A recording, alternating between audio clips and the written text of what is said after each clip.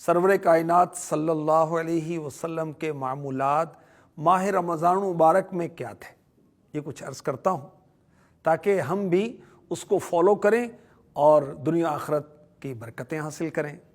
ہمارے پیارے آقا مکی مدنی مصطفیٰ صلی اللہ علیہ وآلہ وسلم ماہ رمضان کے سارے روزے رکھتے، ماہ رمضان میں نماز تراویح ادا فرماتے، ماہ رمضان میں کثرت کے ساتھ نماز ادا فرماتے۔ میرے آقا صلی اللہ علیہ وآلہ وسلم ماہ رمضان مبارک میں خصوصی طور پر دعاؤں کا اہتمام کرتے اور گڑ گڑا کر اپنے رب کے حضور دعائیں مانگا کرتے تھے۔ ماہ رمضان مبارک میں ہمارے آقا محمد مصطفیٰ صلی اللہ علیہ وآلہ وسلم اعتکاف فرماتے۔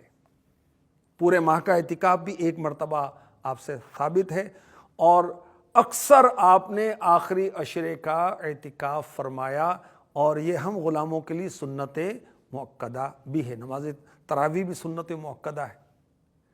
پیارے آقا صلی اللہ علیہ وآلہ وسلم ماہ رمضان میں قرآن پاک کا دور کرتے تھے۔ کس کے ساتھ؟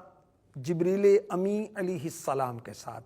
ہر رات سید سادات صلی اللہ علیہ وسلم کی خدمت میں جبریل امی جو تمام فرشتوں کے سردار ہیں، آقا ہیں، وہ حاضر ہوتے، اور میرے آقا صلی اللہ علیہ وسلم ان کے ساتھ قرآن پاک کا دور کرتے۔ دور کرنے کا کیا مطلب ہے؟ ایک پڑھے دوسرا سنیں، دوسرا پڑھے پہلا سنیں۔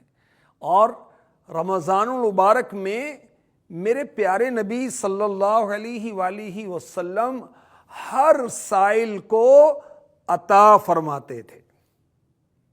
تو ہمیں رمضان میں کیا کرنا ہے؟ سارے روزے رکھنے ہیں۔